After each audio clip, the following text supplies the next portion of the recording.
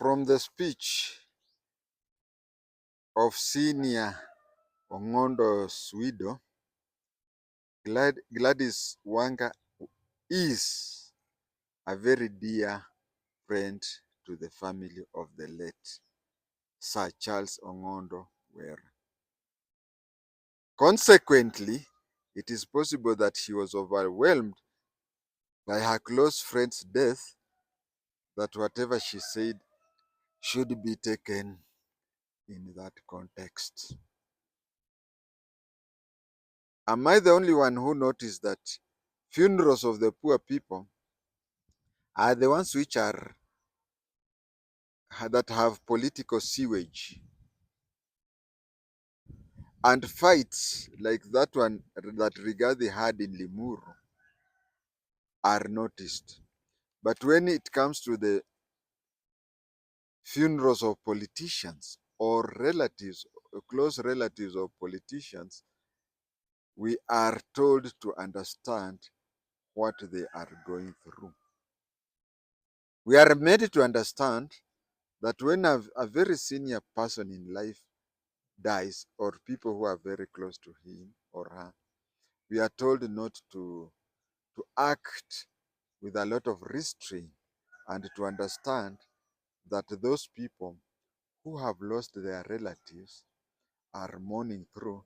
So we should not come here with the divisive politics. We should not come here with misbehaviors and whatever. Because a very senior person, especially politically, has died or has lost a close relative. How many ODM demonstrators have been shot dead?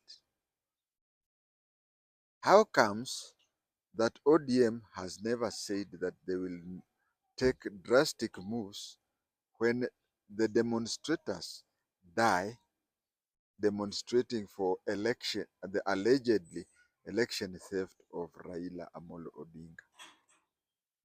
We've never heard of that. But now, a member of parliament who is very much known or associated with funeral, funeral violence and funeral maiming, his death, which may be karma, which, you see, how can a violent person die violently and we complain? If it was a peaceful monk who has been killed in such a way, then it will be understandable if we behaved that way.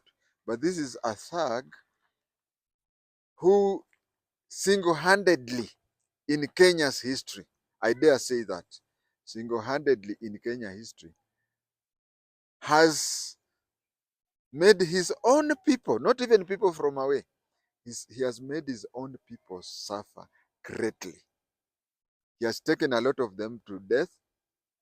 There is this girl whom it is not even known whether she's dead, she's alive, she's whatever.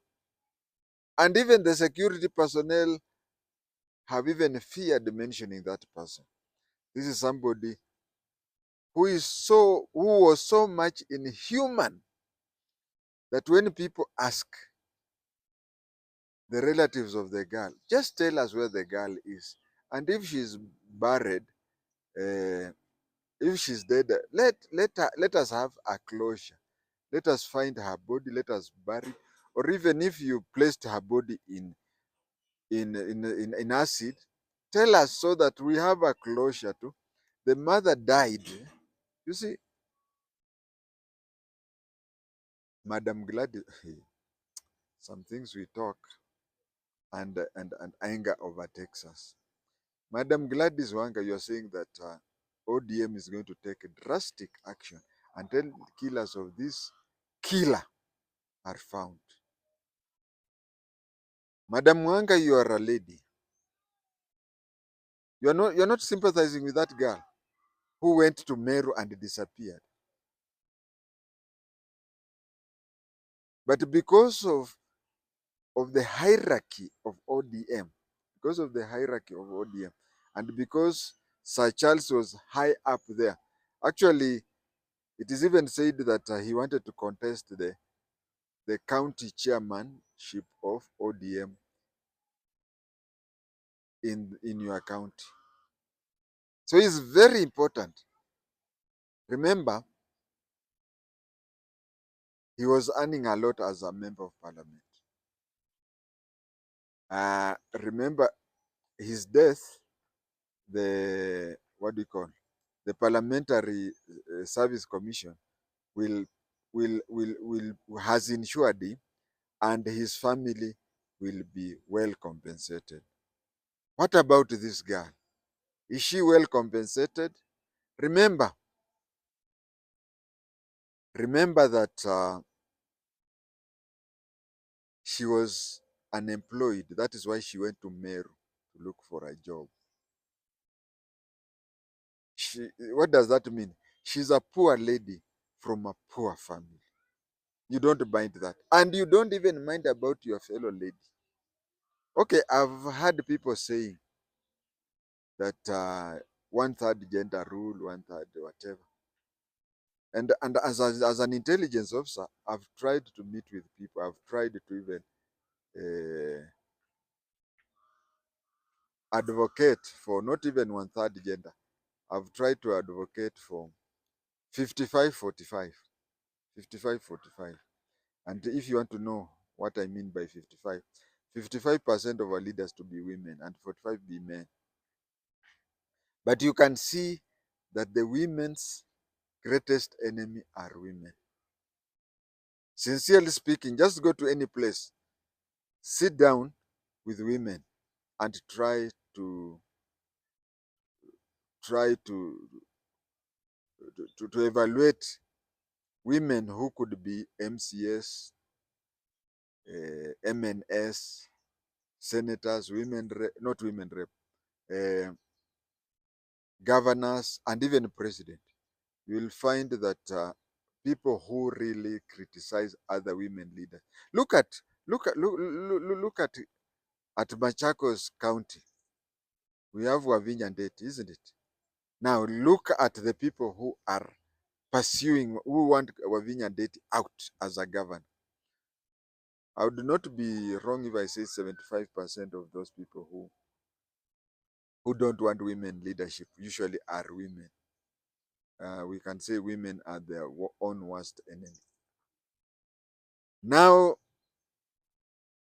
I started by saying that I understand that Governor Wanga is is a close friend of the family, and so being a close friend of the family, she may have talked in her capacity as a very close family friend. That one I understand. But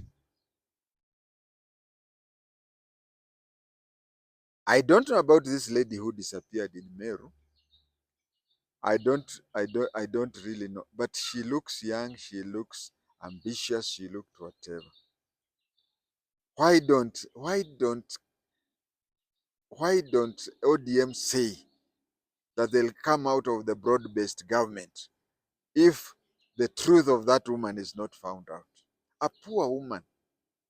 Hmm? I can tell you, even if her remains can be found, or if she is found, and people decide to open a pay bill, a till number, I prefer such cases to be dealt with till numbers, but not pay bill number. If we open up a till number for her, I'm sure we will not even find 1,000,000 shillings for that. But the funeral committee, which allowed me to be quiet for some time,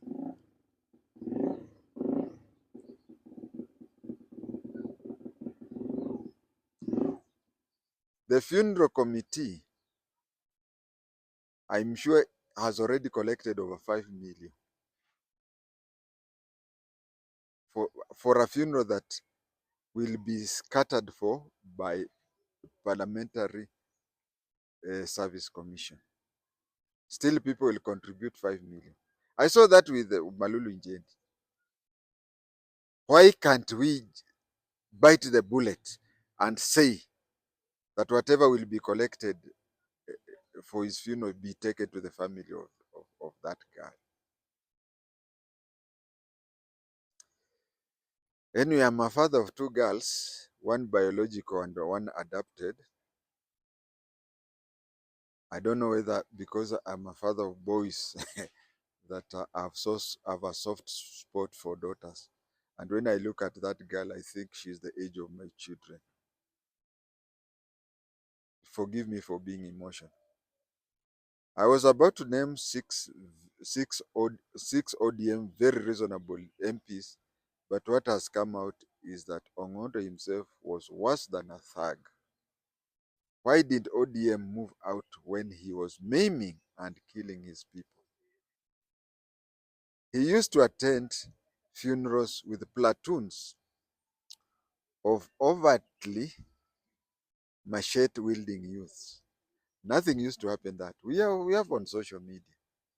Imagine him going to visit a place where somebody is bereaved and he's walking around with a platoon of machete-wielding people in full view, and the people are seeing that. I think the only people who are supposed to carry swords in Kenya openly are Masais and one or two Kalenjins or something like that. Those are the only people who in Kenya can be excused carrying simis publicly. But finding a Luo with a machete, not one or two, enforcing laws in a place where, in a funeral, until when he is present, people even fear talking anything. You are burying your person and you are shaking like somebody with heavy in malaria. This time, not even this time, ODM is always associated with violence. It's true.